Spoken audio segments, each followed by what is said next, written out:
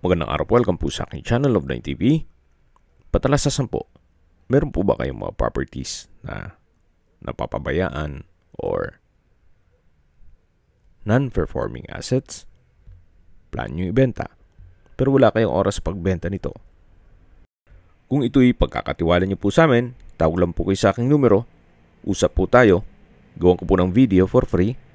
Yes, libre po, wala po kayong babayaran. Tutulungan pa namin kayong mabenta ang inyong property. Kami na po bala sa marketing, sa boosting or paid ads, even sa tripping. Hindi na po kayo mapapagod sa pag-entertain ng mga buyers. Kami na po bala sa lahat. Tawag lang po kayo. Hanap nyo po ba'y isang tahimik na lugar, sariwang hangin, at malamig ang klima para sa inyong retirement o bahay bakasyunan? At maliit na sukat ng lupa lang po. Gaya po dito, pwede pong 1,000 square meters lang ang pwede nyong bilhin. Kung naliliitan kayo sa 1,000, pwede ring 2,000 or 3,000 square meters. At ang kagandahan pa po dito, pwede pong hulugan hanggang 2 taon o 3 taon. Depende po sa pakipag-usap natin kay owner. Nandito po tayo ngayon sa Alfonso, Cavite, kung saan ito pong bagong video presentation natin ay residential farmlots na ang minimum cut ay 1,000 square meters. So kung sakali man po na 2 o 3 o 4 kayong magkaibigan na gusto magkatabi, makakapili pa po kayo gawa ng kakabukas lang po nitong project na to. So, kumbaga pre-selling stage pa lang po, kaya mura lang po ito binebenta ni owner. Iba po yung presyo ng cash basis at installment basis. So, yan po yung right of way. Bali po 2 ang entry at exit points nitong subdivided lots. Kaya hindi po ganun ka sikip ang daan at maluwag ang magiging traffic. At mas maganda po sa ganitong sukat ng lupa na 1,000 square meters, malaki na rin po ang espasyo na yan. At hindi po magiging dikit-dikit ang mga bahay compare na kung mag-i-invest ka ng mga 200, 300 or 500 square meters na kung saan masyado nang magiging crowded. Pero ganito pong sukat ng lupa na 1,000 square meters, meron pong mga setback ang kada property. So hanggang sa dulo po ito. So meron pong access dun sa main road at dun sa secondary road. May tubig, kuryente at internet provider na rin po dito sa area, gawa ng marami na rin pong mga kabahayan dito. Isa po sa big factor once nag-invest ka sa pre-selling stage, so every year tumataas po ang presyo ng lupa. Halimbawa po, ngayon mag-invest ka dito, then habang hinuhulugan nyo po siya, ay tumataas po ang halaga ng lupa. Then, pagdating ng panahon na mabayaran niyo po siya, kumita na po kayo. So, hindi po kayo lalabas ng ganun kalaki.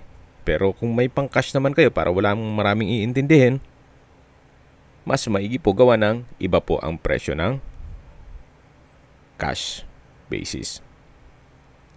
Mamaya po, i-detalye ko sa inyo yung breakdown.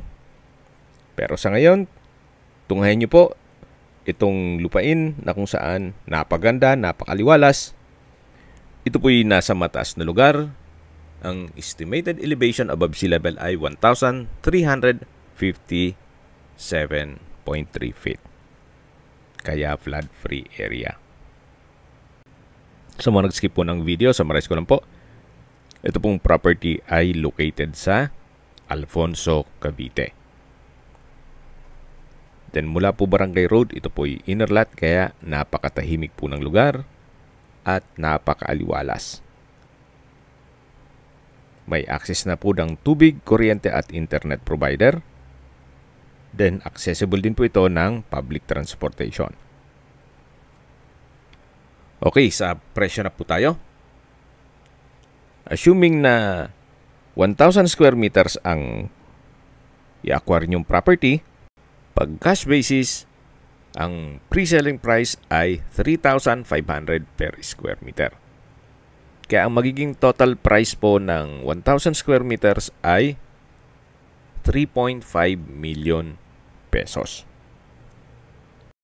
Pag installment basis naman sa 1,000 square meters, ang presyo po sa pre-selling ay 4,000 per square meter. Ito po yung breakdown. Kung 2 years to pay, nasa 1,000 square meters na ang presyo ay 4 million pesos, then ang down payment po ay 30% ng 4 million. Ang 30% po ay nagkakahalaga na 1.2 million pesos. One-time payment lang po yan. Then, ang balanse po na 70% na nagkakahalaga na 2.8 million pesos, pwede nyo pong bayaran in 24 months without interest. Then, ang monthly naman ay 116.66,000 pesos. Then, dito naman po tayo sa breakdown ng 3-year scheme o 3 years to pay. So, kung 1,000 square meters, ang total price is 4 million pesos sa pre-selling price at ang down payment ay 30% na nagkakahalaga na 1.2 million pesos. Then, ang balance na 70% ay nagkakahalaga na 2.8 million pesos. At sa 3 years o 36 months, ang magiging monthly nyo po ay 77,777 pesos. So mula po dun sa concrete road na nadaan natin kanina, isa po ito sa right of way. Kaya po nang sabi ko sa inyo, dalawa po ang entry at exit points nito. Yung lot plan po siguro mag-message lang kayo para ma-send ko sa inyo at makapili kayo ng lokasyon na gusto nyo. Especially yung mahilig sa morning sun or corner lot. So, depende po yan kung ano man ang maibigan ninyo.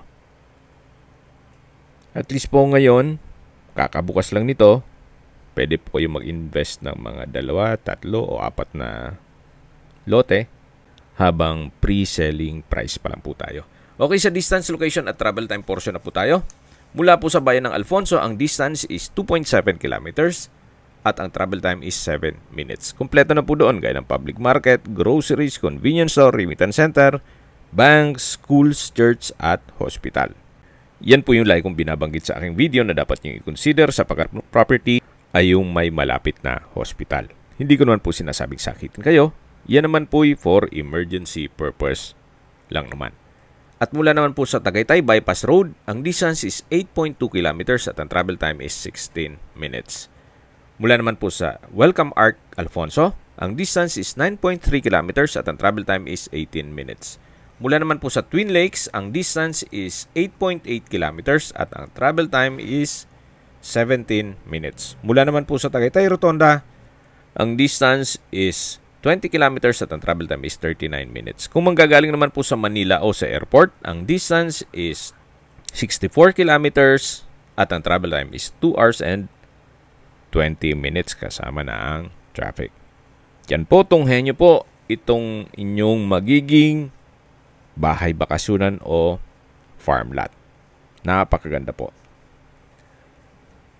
Kung may mga katanungan po kayo, tawag lang po kayo sa aking numero. At sa mga kababayan naman natin nasa ibang bansa, meron po akong Telegram. Sa mga iPhone user naman, may iMessage. Meron din pong Imo, Skype, Viber at WhatsApp.